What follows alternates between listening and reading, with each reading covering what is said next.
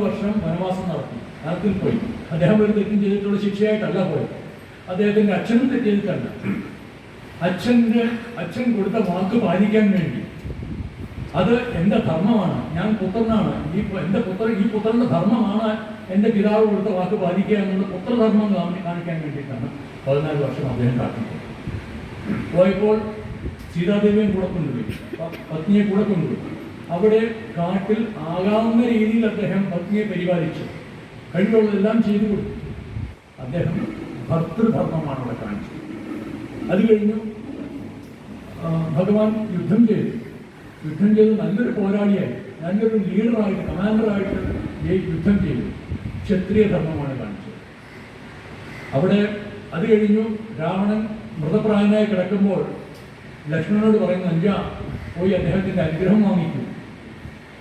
ലക്ഷ്മണൻ തലക്കിൽ പോയി നിന്നപ്പോൾ പറഞ്ഞല്ല, നീ കാൽക്കിൽ പോയി നിൽക്കണം, എങ്കിലേ അനുഗ്രഹം കിട്ടും. പറഞ്ഞു കൊടുത്ത് കാൽക്കൽ വന്നു അനുഗ്രഹം വാങ്ങിപ്പിച്ചു. ലക്ഷ്മണനെ ശരിയായ രീതിയിൽ ഗൈഡ് ചെയ്തു. അദ്ദേഹം ഭ്രാതൃധർമ്മമാണ് വച്ചത്. ഇതും കഴിഞ്ഞ് അദ്ദേഹം വിജയശ്രീലാളിതനായി പത്നി സമേതം അയോധ്യാപുരിയിൽ വന്ന് രാജാഭിഷേകം നടത്തി രാജാവായി ഭരിക്കുമ്പോൾ അദ്ദേഹത്തിൻ്റെ പത്നിയെപ്പറ്റി അപവാദം വന്നു. സീതാദേവിയോട് അദ്ദേഹം പറഞ്ഞു, ദേവി പോയി അഗ്നിശുദ്ധി വരുത്തിയിട്ട് വരൂ എന്ന് പറഞ്ഞു. എന്തിനാണ്? രാജധർമ്മമാണ് ജനങ്ങളുടെ പ്രജകളുടെ വിശ്വാസം അനുസരിച്ച് ഭരിക്കുക എന്നുള്ളത്. പ്രജകളുടെ വിശ്വാസം വേണം, അത് രാജധർമ്മമാണ്. അതാണ് അദ്ദേഹം ചെയ്തത്. അല്ലാണ്ട് ഇപ്പോൾ ചില ആൾക്കാർ അദ്ദേഹത്തെ വിമർശിക്കാൻ ശ്രമിക്കുന്നുണ്ട്, അദ്ദേഹം ഒരു പുരുഷവാദിയായിരുന്നു. ഒരിക്കലുമല്ല, പുരുഷവാദി അല്ല. അതുകൊണ്ട് ഒന്ന്, ത്രേതായുഗത്തിലെ ശ്രീരാമൻ ധർമ്മത്തിന് പ്രാധാന്യം നടത്തി കർമ്മം ചെയ്തപ്പോൾ ദ്വാപരയുഗത്തിലെ ശ്രീകൃഷ്ണൻ കർമ്മത്തിനാണ് പ്രാധാന്യം പറയുന്നത്.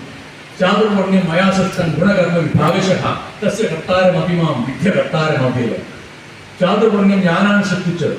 അത് ഗുണത്തിന് അനുസരിച്ചുള്ള കർമ്മങ്ങളാണ് വിധിച്ചിരിക്കുന്നത്. ഗുണം എന്ന് പറഞ്ഞാൽ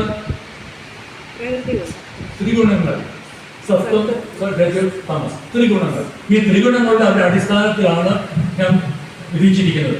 അത് ഞാനാണ് ചാതുർവർണ്ണ്യം ഉണ്ടാക്കിയിരിക്കുന്നത്. കർത്താവ് ഞാനാണ്, പക്ഷെ ഞാൻ അവ്യയനാണ്. ഞാൻ ഇതിനകത്ത് ഭാഗമല്ല, ഞാൻ ഇതിനകത്ത് ആളല്ല. ഞാൻ സൃഷ്ടിച്ചു, കർത്താവാണ്, പക്ഷെ ഞാൻ അവ്യയനാണ്. ഇതാണ് ഭഗവാൻ പറഞ്ഞിരിക്കുന്നത്. ഇത് കുറച്ചുകൂടെ വിശദമായിട്ട് ഭഗവാൻ 18-ാം അധ്യായത്തിൽ പറയുന്നു. 18-ാം അധ്യായത്തിൽ 41-ാമത്തെ മുതൽ 44-ാമത്തെ ശ്ലോകം വരെ. 44-ാം ശ്ലോകത്തിൽ അദ്ദേഹം പറയുന്നു, ബ്രാഹ്മണക്ഷത്രിയ ദിശാം ശൂദ്രാണാഞ്ച പരന്തപ കർമാണി പ്രവിഭക്താനി സ്വഭാവ പ്രഭവേദനായിട്ട്. ബ്രാഹ്മണൻ, ക്ഷത്രിയനും, വൈശ്യനും, ശൂദ്രനും. അർജുന, കർമാണി പ്രവിഭക്താനി, അവരുടെ സ്വഭാവ പ്രഭവേദനായി, സ്വഭാവം അനുസരിച്ച്, അവരുടെ ഗുണമനുസരിച്ചുള്ള സ്വഭാവം ആണ് അവർക്ക് വേണ്ടത്. അതാണ് ബ്രാഹ്മണന്റെ, ശൂദ്രന്റെ, വൈശ്യന്റെ, ശൂദ്രന്റെ. അല്ലാണ്ട് ഒരു അച്ഛൻ ബ്രാഹ്മണനായതുകൊണ്ട് ബ്രാഹ്മണനാകുന്നില്ല. ഇവരുടെ ഗുണത്തിനനുസരിച്ചാണ് ഓരോരുത്തർക്കും അത് കൊടുത്തിരിക്കുന്നത്. എന്തൊക്കെയാണ് ആ ഗുണങ്ങൾ? ഇവർക്കുള്ള ഗുണങ്ങൾ എന്തൊക്കെയാണ്? ബ്രാഹ്മണനും ക്ഷത്രിയനും വൈശ്യനും എന്തൊക്കെ ഗുണങ്ങളാണ് ഭഗവാൻ ഉദ്ദേശിക്കുന്നത്? 42-ാമത്തെ ശ്ലോകത്തിൽ പറയുന്നു, ശമോദമസ്തപ ശൗചം ശാന്തിരാർജവമേവച ജ്ഞാനം വിജ്ഞാനം ആസ്തിക്യം ബ്രഹ്മകർമ്മ സ്വഭാവജം. ശമം സമചിത്തത, ശാന്തം, ശാന്തമായ ചിത്തം, ശാന്തമായ മനസ്സ്. ദമം ആത്മസംയമനം. ശൗചം ശുചിത്വം. ശുചിത്വം എന്ന് പറഞ്ഞാൽ ശരീര ശുചിത്വം, ആധ്യാത്മിക മാനസിക ശുചിത്വം. ശമോദമസ്തപശൗചം ശാന്തി, ക്ഷമ. ആർജവം സത്യസന്ധത. ജ്ഞാനം ആധ്യാത്മിക ജ്ഞാനം. വിജ്ഞാനം ലൗകിക ജ്ഞാനം, ഭൗതിക ജ്ഞാനം, അനുഭവജ്ഞാനം.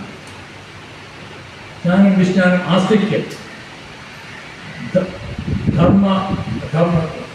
ധർമ്മത്തെ പറ്റിയുള്ള ബോധം, ഈശ്വരവിശ്വാസം, ഈശ്വരചിന്ത. ഇതൊക്കെയാണ് ബ്രാഹ്മണന് വേണ്ട ഗുണങ്ങൾ. ഈ ഗുണങ്ങളുള്ളവനെ ബ്രാഹ്മണനാകുന്നുള്ളൂ. ഒരു ബ്രാഹ്മണന്റെ മകനായി ജനിച്ചു എന്ന് പറഞ്ഞുകൊണ്ട് ബ്രാഹ്മണനായിട്ട് അംഗീകരിക്കുന്നില്ല. പൂണൂലിട്ടുകൊണ്ട് മാത്രം ബ്രാഹ്മണനാകുന്നില്ല. ഒരു കുട്ടിക്ക് 7-8 വയസ്സുള്ള കുട്ടിക്ക് ഉടനയനം പറഞ്ഞ് പൂണൂലിട്ട് കൊടുക്കുമ്പോൾ ഒരു ജീവിതകാലം മുഴുവൻ ഈ ക്വാളിറ്റിയുമായിട്ട് ജീവിക്കണം എന്നാണ് അവനോട് സമൂഹം പറയുന്നത്. അതാണ് അവനിൽ നിന്ന് പ്രതീക്ഷിക്കുന്നത്, ഒരു ബ്രാഹ്മണനിൽ നിന്ന് പ്രതീക്ഷിക്കുന്നത്. അല്ലാണ്ട് മദ്യവും മദ്രാക്ഷിയുമായിട്ട് നടക്കുന്നവൻ ബ്രാഹ്മണനല്ല. എന്ന് അദ്ദേഹം പറഞ്ഞ പോലെ ചണ്ടാളനാണ്. പൂണൂരിട്ട ചമ്പാവനാണ്, ബ്രാഹ്മണനല്ല, അദ്ദേഹം പറഞ്ഞു. അത് തന്നെയാണ് വാസ്തവം. ഈ ആരാണോ ഇങ്ങനെ ജീവിക്കുന്നത് അയാളാണ് ഏറ്റവും ഉയർന്ന ബ്രാഹ്മണൻ. ഇതിൻ്റെ മുകളിൽ ഭഗവാൻ പറയുന്ന ഒരാളെ ഉള്ളൂ, ഒരു കൂട്ടരേ ഉള്ളൂ, കൃഷ്ണാവബോധത്തോടുകൂടി ജീവിക്കുന്ന കർമ്മങ്ങൾ ചെയ്യുന്ന വ്യക്തി. അത് മാത്രമേ ഉള്ളൂ, കൃഷ്ണാവബോധത്തോടുകൂടി കർമ്മങ്ങൾ ചെയ്യുന്ന വ്യക്തി മാത്രമേ ഉള്ളൂ ഇതിൻ്റെ മുകളിലുള്ള ആൾ, അല്ലെങ്കിൽ ബ്രാഹ്മണനാണ് ഏറ്റവും ഉയർന്നതെന്നാണ് ഭഗവാൻ പറയുന്നത്. അടുത്തത് ക്ഷത്രിയൻ. അടുത്ത 43-ാമത്തെ ശ്ലോകം. ശൗര്യം തേജോ ധൃതിർദാക്ഷ്യം യുദ്ധേചാപ്യപലായനം ദാനമീശ്വര ഭാവശ്ച ക്ഷാത്രം കർമ്മ സ്വഭാവന. ശൗര്യം തേജോ ധൃതിർദാക്ഷ്യം. ശൗര്യം പരാക്രമം, ദൃഢനിശ്ചയം. ശൗര്യം തേജോ ധൃതിർ ധൈര്യം, ദാക്ഷ്യം ദാക്ഷിണ്യം, യുദ്ധേചാപ്യപലായനം യുദ്ധത്തിൽ തിരിഞ്ഞോടാതിരിക്കുക. നമുക്ക് ആലോചിച്ച് നമുക്കൊരു നമ്മൾ വാർഫ്രണ്ടിൽ നിൽക്കുകയാണ്, അവിടെ നിന്ന് തിരിഞ്ഞോടുകയാണെങ്കിൽ ഇനി എല്ലാം ഇങ്ങോട്ട് കയറി വരും. നമ്മളെ ഇവിടെയുള്ള ആരെയാണോ പ്രൊട്ടക്ട് ചെയ്യുന്നത് അവരെയൊക്കെ ഇനിയും അറ്റാക്ക് ചെയ്യും. അപ്പം മരിച്ചാലും അവിടെ നിൽക്കുക എന്നുള്ളതാണ് ക്ഷത്രിയധർമ്മം. യുദ്ധേചാപ്യപലായനം. ദാനം ഈശ്വര ഭാവശ്ച. ദാനശീലനായിരിക്കണം. കർണൻ ദാനശീലനാണ്. ക്ഷത്രിയൻ കർണന്റെ ദാനശീലമുള്ള പ്രസിദ്ധമാണ്. അതുപോലെ ദാനശീലനായിരിക്കണം. അതുപോലെ ഇല്ലെങ്കിലും അത്യാവശ്യം ദാനശീലനായിരിക്കണം. ദാനം, ഈശ്വരഭാവം, ഈശ്വരവിശ്വാസം, അചഞ്ചലമായ ഈശ്വരവിശ്വാസം, ഇത് ഇത്രയും വേണം. ഇതാണ് ക്ഷത്രിയ എന്നുള്ളതാണ്. ഇതാണ് ക്ഷത്രിയ. ഇനി കൃഷി, ഗൗരക്ഷ, വാണിജ്യം, വൈശ്യകർമ്മ സ്വഭാവം. 44-ാമത്തെ. കൃഷി, പശുപാലനം, കച്ചവടം, ഇത് മൂന്നുമാണ് വൈശ്യന് പറഞ്ഞിരിക്കുന്നത്. പരിചര്യാത്മകം കർമ്മ ശൂദ്രസ്യാദി സ്വഭാവം. ഈ 3 കൂട്ടരെയും പരിചരിക്കുക എന്നുള്ളതാണ് ശൂദ്രന് കൊടുത്തിരിക്കുന്ന സ്വഭാവം. ശൂദ്രന്റെ ഉള്ള കർമ്മം അവർക്ക് വേണ്ടതൊക്കെ ചെയ്തു. ഇത് കൊടുത്തിരിക്കുന്ന ഭഗവാൻ ഇത് നിർണയിച്ചിരിക്കുന്നത് സത്വഗുണം കൊണ്ടാണ് ബ്രാഹ്മണന് ഉള്ള കർമ്മങ്ങൾ നിശ്ചയിച്ചത്. സത്വഗുണമുള്ള ബ്രാഹ്മണനാണ് കർമ്മങ്ങൾ. ക്ഷത്രിയൻ്റേത് രജോ ഗുണമാണ്, വൈശ്യൻ്റേത് രജ തമ ഗുണങ്ങളാണ്, ശൂദ്രന് തമോ ഗുണമാണ്. ഇതാണ് ഭഗവാന്റെ തീരുമാനം. പക്ഷേ എന്നാൽ ഇതിൽ യാതൊരു ഉച്ചനീചത്വവുമില്ല. ഇതിൽ ഭഗവാൻ യാതൊരു ഉച്ചനീചത്വവും കാണിക്കുന്നില്ല. മാത്രമല്ല ജാതി വ്യവസ്ഥയ്ക്ക് അടിസ്ഥാനവുമില്ല. അത് പിന്നീട് മനുഷ്യർ അവരുടെ സൗകര്യത്തിന് വേണ്ടിയിട്ട്, അവരുടെ താല്പര്യത്തിന് വേണ്ടിയിട്ട് ചേർത്ത് വെച്ചതാണ് ജാതി വ്യവസ്ഥ കൊടുക്കുന്നതും ഒക്കെ. ഭഗവാന് ഇങ്ങനെയൊന്നുമില്ല. കാരണം ശ്ലോകത്തിൽ ഭഗവാൻ പറയുന്നു, വിദ്യാവിനയ സമ്പന്നേ ബ്രാഹ്മണേ ഗവിഹസ്തിനി ശുനി ചൈവ സ്വഭാഗേച്ച പണ്ഡിതാ സമദർശിന. എന്ന് പറഞ്ഞാൽ വിദ്യാസമ്പന്നൻ, വിനയസമ്പന്നൻ, ബ്രാഹ്മണൻ, പശു, ആന, പട്ടിമാംസം തിന്നുന്ന ചണ്ടാളൻ, ഇവരെല്ലാം പണ്ഡിതന്മാർക്ക് ഒരുപോലെയാണ്.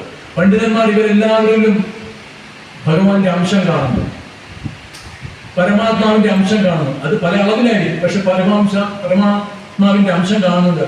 ഇതെല്ലാം ഭഗവാന് തുല്യം, ദൈവത്തിന് തുല്യം, ഈശ്വരന് തുല്യമായിട്ട് അവർ കാണുന്നു. ഇതൊക്കെ യാതൊരു വ്യത്യാസവും പണ്ഡിതർ കാണുന്നില്ല. ഭഗവാൻ ഇതിൽ ഒന്നും വ്യത്യാസം കാണുന്നില്ല. അപ്പൊ പിന്നെ എങ്ങനെ ജാതി മതം ഉണ്ടാവും? ജാതി വ്യത്യാസങ്ങൾ ഉണ്ടാവും? ഇല്ല. ഇത് മനുഷ്യരായിട്ട് സൃഷ്ടിക്കുന്നതാണ് ജാതി മതം.